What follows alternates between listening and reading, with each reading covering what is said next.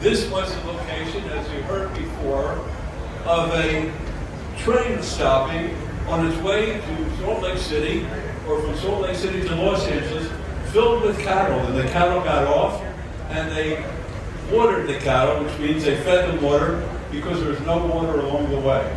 Today, if that scene were to be recreated, they would all be drinking Bombay Sapphire gin.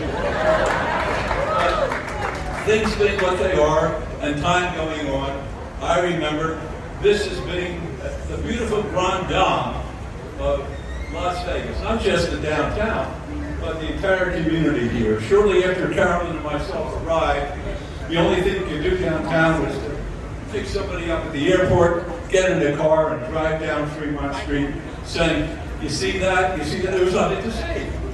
And then they built this beautiful, beautiful, beautiful hotel casino. And over the years, as often happens, the Grand Dame became old and became wrinkled. And it wasn't the same. As a matter of fact, it contributed to the blight that we had in downtown Las Vegas, which we knew in order to make this area boom again, had to be rectified. And when I was the mayor, one of my last acts was to come up here and to meet with Pollo Zabadowicz, the new owner, who had brought the hotel on behalf of the Damaris organization. And I said to him, "You know, I've been up in the hotel, and it looks like there was a bloodbath here. Well, I don't know whether they were making a movie or not, but it looked like the hallways were filled with blood spots, and I don't want to get near that place." And he was ignoring me. And I said, "Wait a second." He said, "I'm the mayor, and I represented a lot of reputed mobsters around here. And I'm telling you this, if you don't fix this place up, I'm going to have my clients burn it down." Well, I scared poor Pollo, and he brought his main man in, Jonathan Jossel, who assembled the most remarkable of teams in order to make this into the glistening place it has become. Not only is it glistening as far as the architecture is concerned and the building is concerned, but the people who work here, everyone who works here is part of a team. They love each other, and I'm not exaggerating this. They have confidence in one another. They all participate in activities together, and they really appreciate one another. And I am grateful because I worked out an arrangement with my friend Jonathan where, as successful as Oscars is going to be, I'm going to benefit personally from it. And this is the first step to me becoming richer than I am.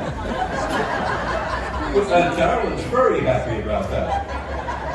When I became the mayor, the job paid $40,000, and I had to go into my savings account in order to get the money to do that. But it's worthwhile because I met the folks who make this place really tick.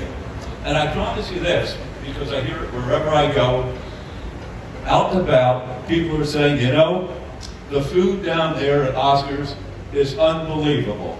As a matter of fact, my friend David DeHaan, I saw him at a restaurant that is owned by a fellow who thinks he's a big shot.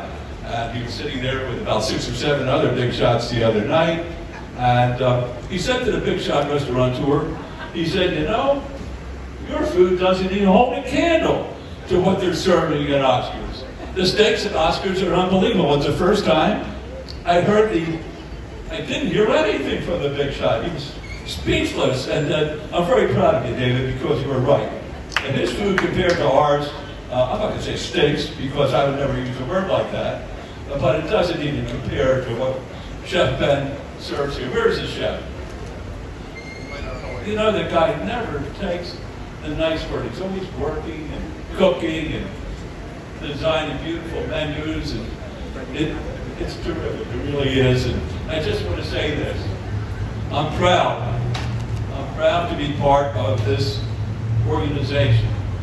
I'm proud to be associated with it because it represents what Las Vegas is all about. People keep on saying, "How can Las Vegas keep on reinventing itself?" It wouldn't unless there's energy associated with it. And the word that Jonathan Gelso uses, as it pertains to everything he does as far as the staff and the building is concerned, is it has to have energy. And what he and his crew have established today, and which we're opening today, represents the essence of energy. Pardon me. So with that, I want everyone to pretend they're as happy as I am. All pretend that they have a martini in their hand. All pretend that they're going to take a big gulp of it, and they're going to love it as much as I do, and they're going to give the Plaza, the new Plaza, the reinvigorated Plaza, a great round of applause. Cheers.